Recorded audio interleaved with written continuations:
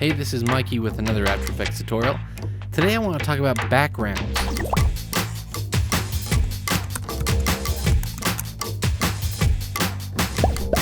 Now, coming up with interesting backgrounds is something that I have to do all the time.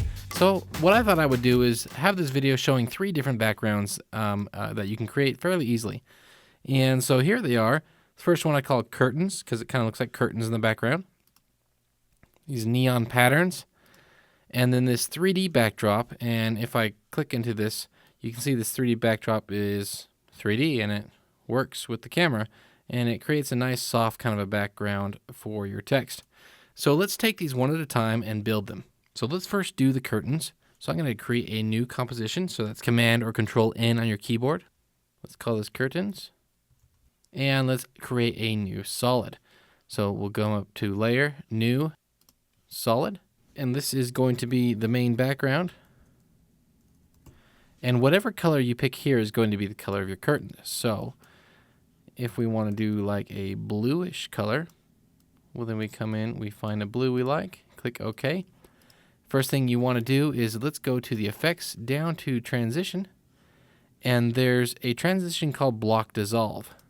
And if we transition this, you can see it kind of, let's zoom in real quick, it dissolves everything as blocks.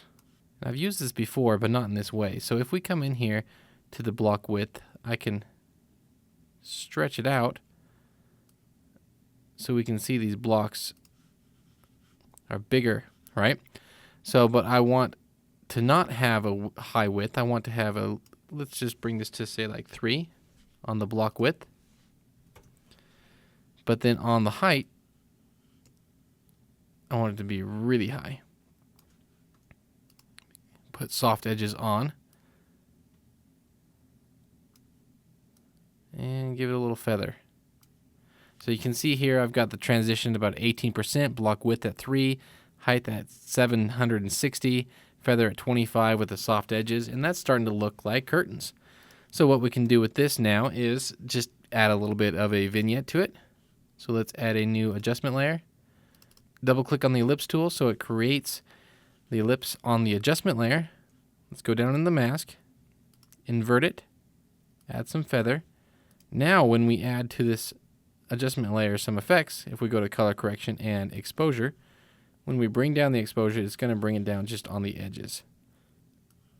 And I can adjust how much by using the feather amount. Right there, so there's some cool looking curtains.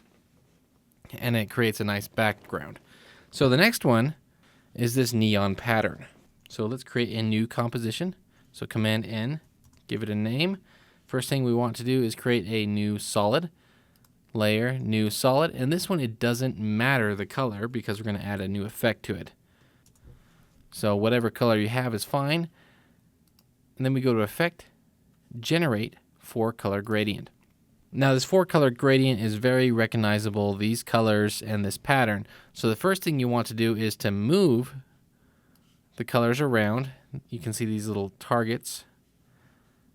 And to change the colors. I do kind of like this neon look. But if we change the colors, let's change that blue to more of a purple. Maybe that yellow, lighter. And this one, more of a pink. And then we add the blend. Maybe even some jitter.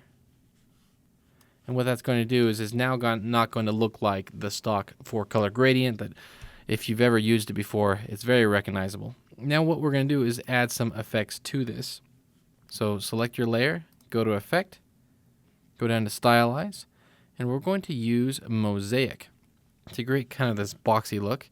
And the way Mosaic works is it counts how many blocks you have width versus height.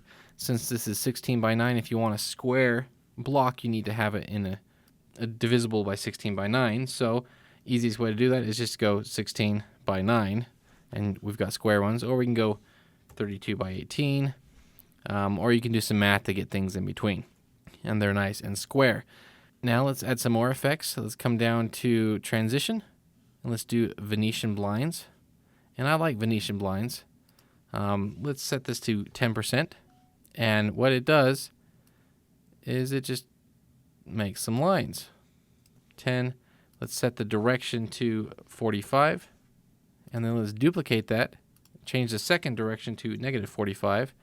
And what we have here is this diamond pattern. Now, in order to get a different color on the back, what this is actually cutting holes into the layer. So if we create a new layer, so I just duplicated that one and I'm going to delete all those effects. And now we've got a blue showing through the back. And again, if we want to add a vignette to this, let's add a new adjustment layer, add the mask to it, go to color correction and the exposure, bring down the exposure, invert the mask, and adjust the feather. And we've got a nice geometric kind of a background. Now the last one was this 3D background. So let's create a new composition, Command N, and we're going to create a new solid. And I want this to be white, just because that's the color of the background I want. And I'm going to turn this 3D. And then I'm going to duplicate that so I have two 3D layers. The bottom one I'm going to rotate, so I'm going to grab my rotate tool, which is W on the keyboard for the hotkey, and hold down Shift, and it snaps it into place. And then if I hit V on the keyboard, it brings up my selection tool, and then I can move this down. If I change my active camera to custom view, and then I can use my normal camera tools, just hit C on the keyboard to cycle through them, I can see how these are connecting together. And what I want to do is select that top one and move it back so that they're connected just like this. I can take both these as well and just scale them up extra large. Okay, so now I've got kind of the beginning of it. What I want to do now is add a new light. Just make it a spotlight, intensity of 100. And I'm going to move it back. And actually, let's bring the intensity up. So go into the light options, bring it up so we got some white going on. And if we bring in a camera, then we can move the camera tool around and kind of see things a little bit better. And what I want to do is point this light more at the bottom. So I'm going to point down, zoom out so I can see, bring the light up more like that so that the white on the bottom is matching the white on the top. And what I like to do is then add a blur to this. Now, since this is 3D and there's two separate layers, the easiest way is to add an adjustment layer and then add just a fast blur to that adjustment layer and crank that up. And what this does, creates a nice soft background that gives the illusion of 3D. Well, why? Because it is actually 3D. I can move things around and you can see there's that background. If I put in some 3D text, make sure it's above the adjustment layer. And as I move my camera around, it's going to fit nicely in that background. So that is the three ways, quick ways of creating some backgrounds. Remember, it's the 3D backdrop. We've got the neon patterns and the curtains. I hope you learned something new. Thank you so much for watching. And if you have any questions, just feel free to put them down in the comments below. And we'll see you next time.